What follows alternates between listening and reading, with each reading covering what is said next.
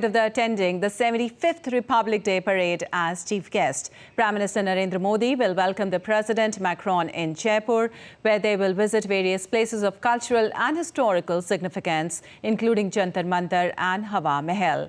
On Friday, he will attend the Republic Day parade, then a reception at Rashtrapati Bhavan. After which, PM Modi and President Macron are expected to hold in-depth bilateral talks in Delhi, where security, climate change and mobility of Indians are likely to be the focus.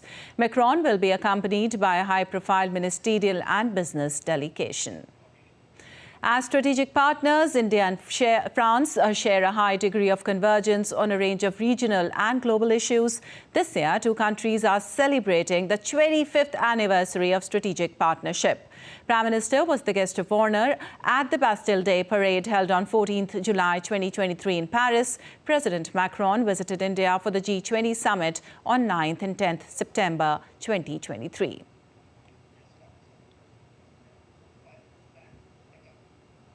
And for more on this, we have our correspondent Jessica Taneja with us. Well, Jessica, this is France's 6th participation as chief guest of India's Republic Day. French President Macron is reaching today in Jaipur. What all is lined up for today? Well, as you mentioned on the itinerary, today is visiting the forts of Jaipur, the iconic landmarks of Jaipur, the Amber Fort, and of course, the long road show in the evening, which is expected at 6 p.m. But apart from all of these,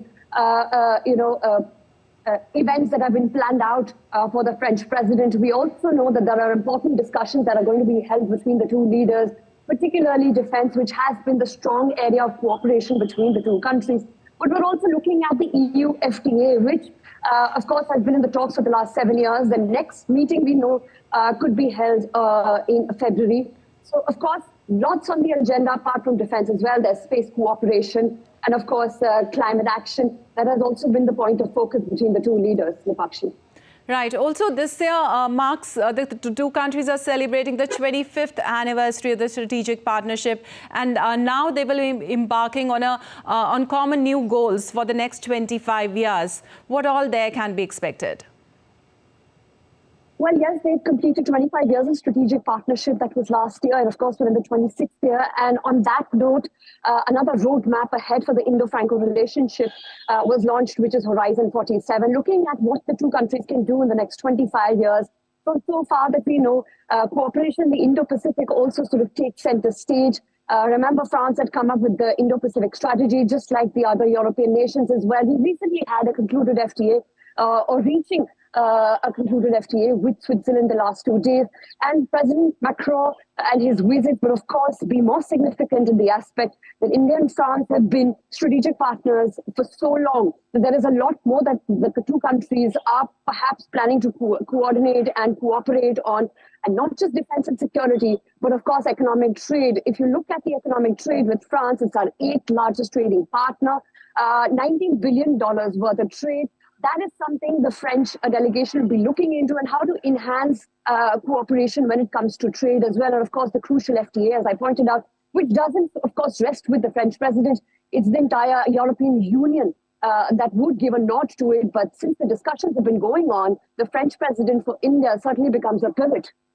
All right. As you said, focus will be given on the economic trade. Also, special focus is expected on initiatives fostering student mobility, which is in support of France set to welcome more Indian students. What more can you tell us on that? That's correct. And 30,000 students is what we're hearing that France wants to sort of let into the country, especially the skilled professionals. That talks of visas as well, and how workers' mobility can also be sort of chalked out when it comes to bilateral trade. And of course, the students who will wish to study in France will be given that kind of welcome. So of course, expect more on these kind of exchanges, especially education and trade, and something that enhances the ties between the two countries. All right, Jessica, thank you so much for that update from there.